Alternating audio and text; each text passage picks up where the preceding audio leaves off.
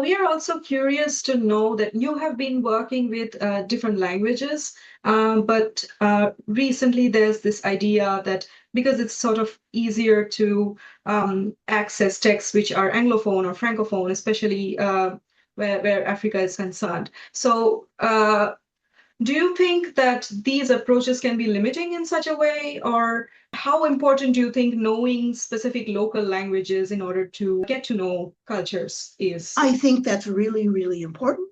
I also think it's really, really difficult. And I also think, we're scholars, we're not translators.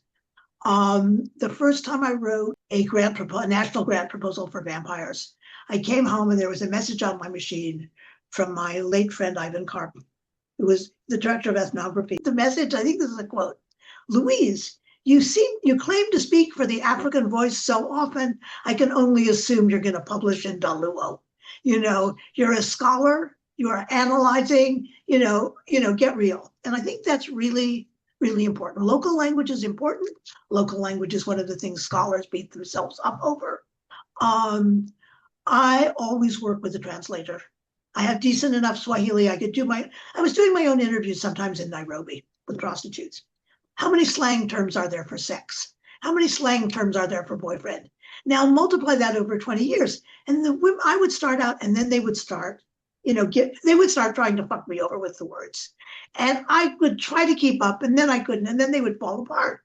I mean, it's not language, it's nuance and context. I always work with a research assistant. I think you have to, just because, it's not, you have language, but can you translate the argument behind you on the bus? I also think language becomes this kind of other purity test. We're always in translation. Every time someone told me about rubber sucking tubes or bandages on your mouth or injections, that's also a translation. So the translation goes both ways. But one of the things that turned out to be really rich is these vampire stories are anecdotes in the memoirs of colonial officials. And they know you always use local terms, by the way. And they were so interesting. Partly, here are stories told by people who don't believe them.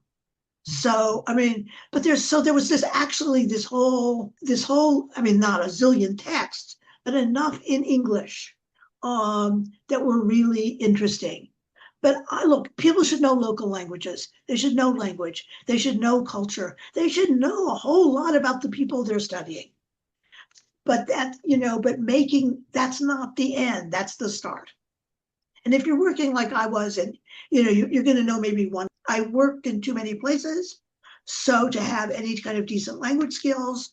But I do have a good research assistant, and a good research assistant isn't necessarily, someone who knows what you're about, but has some sense of what local idiom is. And you talked about that also in the phone call, that you said that people have much more of a nuanced understanding of things like anecdotes or stories or rumors than people who are just talking about written texts. Yeah,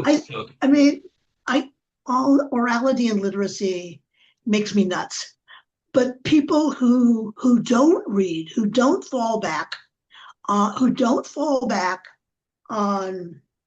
the written word as authority, have a lot of ways to talk about it, to linguists call it authoritative speech, and to tell exactly how much speech the authority has. And I think when it gets collapsed into rumor versus true, then you lose all that nuance of the variety of falsehood.